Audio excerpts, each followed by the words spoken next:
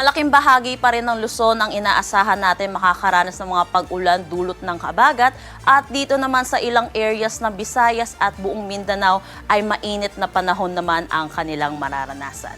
Magandang umaga po sa ating lahat. Narito ang ating weather update para sa araw ng Miyerkules, August 26, 2026. Wala na tayong minomonitor na anumang bagyo or low pressure area sa loob ng Pag-asa monitoring domain.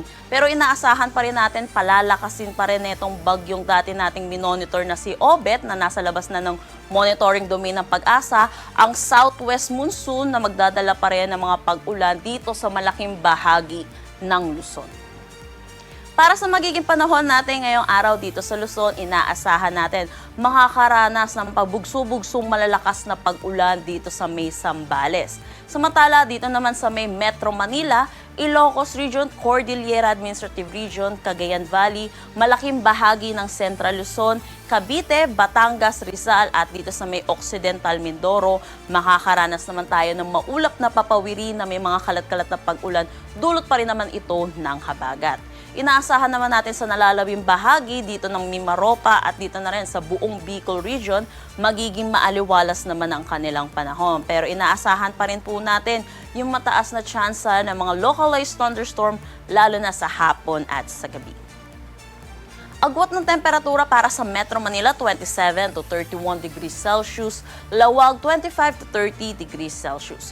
For Tuguegarao, 26 to 32 degrees Celsius, Baguio, 17 to 21 degrees Celsius. For Tagaytay, 23 to 30 degrees Celsius at Legazpi, 26 to 33 degrees Celsius. Para naman dito sa may Palawan at dito sa may Antique, inaasahan pa rin natin makakaranas din sila ng maulap na papawiri na may mga kalat-kalat na pag-ulan, dulot pa rin naman ito ng habagat. Sa nalalabing bahagi naman ng Visayas at buong Mindanao, magiging maaliwalas pa rin ang kanilang panahon. Pero inaasahan pa rin natin yung init at alinsangan, lalo na sa tanghali hanggang hapon, na may mga posibilidad ng mga localized thunderstorm, lalo na sa hapon at sa gabi. Agwat ng temperatura para sa Calayan Island sa Puerto Princesa, 25 to 33 degrees Celsius. Sa Iloilo, 26 to 33 degrees Celsius. Tacloban at Cagayan de Oro, 26 to 34 degrees Celsius. Sa Cebu, 27 to 34 degrees Celsius. Zamboanga, 25 to 34 degrees Celsius. At Davao, 26 to 33 degrees Celsius. Para naman sa ulan na inaasahan natin na dulot ng habagat ngayong araw, significant rainfall ang mararanasan dito sa may Zambales. Ito ay may mga tsansa na may mga posibilidad ito na mga pagbaha at mga pagguho ng lupa. Kaya pinapaalalahanan natin yung mga kababayan po natin na mag-ingat at ugaliin natin makinig sa ating mga local government units hinggil sa mga posibleng paglikas na kailangan nating gawin.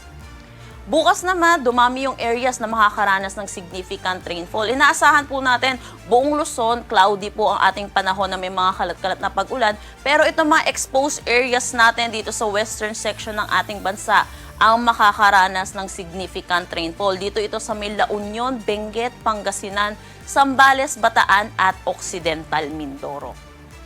By Friday, nadagdagan yung mga areas natin at inaasahan din natin manlaki po yung tsansa ng above 100 millimeters of rain dito sa may Zambales at Occidental Mindoro. At inaasahan natin by Friday, nakikita natin kasama na ang Metro Manila sa posibleng makaranas ng 50 to 100 millimeters of rain. So yun po, pinapalalahanan po natin dahil ilang araw na makakaranas ng mga pag-ulan itong Zambales at Bataan at Occidental Mindoro, mataas na yung tsansa na mga pagbaha at mga pagguho ng lupa. So dapat ngayon pa lang ay naghahanda na ang ating mga kababayan. Wala naman tayo nakataas na anumang gale warning sa anumang seaboards ng ating bansa.